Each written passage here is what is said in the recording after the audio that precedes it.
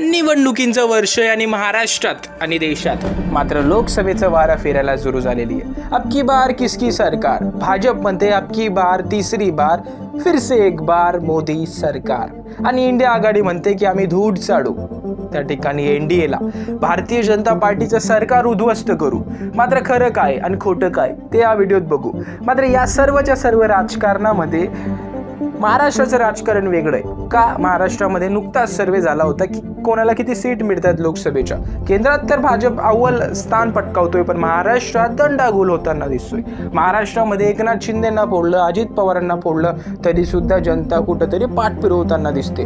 Bharatiya Janata party सोडा आणि दोघांना मिळून अशा एकूणच त्या ठिकाणी 22 ते 23 जागांवर समाधानी मानावं लागेल त्या ठिकाणी एनडीएच्या महायुतीला। मात्र महाविकास आघाडीचं जर बघितलं तर 36 क्रॉस करतोय महाविकास आघाडी, बल्कि ठाकरे गट आणि काँग्रेस पार्टीला घवघवीत यश मिळतंय। त्याचबरोबर शरद पवार गटाचे सुद्धा खासदारकीचे उमेदवार जिंकून येणारे वाढत आहेत। त्यामुळे महाविकास आघाडीचे कोणते नेते असतील जे लढवतील त्या ठिकाणी पूर्णत्व लोकसभा? ठाकरे गटाचा विचार केला तर 4 त्या ठिकाणी ज्या जागा आहेत, 5 जागा त्या ठिकाणी ज्या आहेत त्या रिटर्न केल्या जाणार आहेत। विनायक राऊत, अरविंद सावंत, धाराशिवची जागा ओमराजे निंबाळकरांची, त्याचबरोबर ठाण्याची जागा राजन विचार यांची।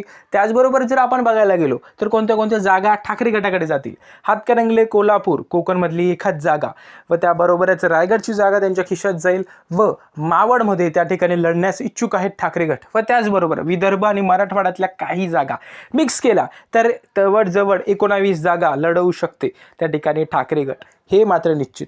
नंतर वळूयात काँग्रेस पार्टीकडे। काँग्रेस पार्टी असं सर्वेनुसार सांगितलं जातं की 15 जागांवर लढवू शकतात काँग्रेस पार्टी। प्रामुख्याने विदर्भ, प्रामुख्याने त्या ठिकाणी मराठवाडा आणि पश्चिम महाराष्ट्रामध्ये किती सीट मिळतील, किती सीट ताणण्याचा प्रयत्न करेल काँग्रेस पार्टी, यावर निश्चितच त्याच्याकडे कल असेल।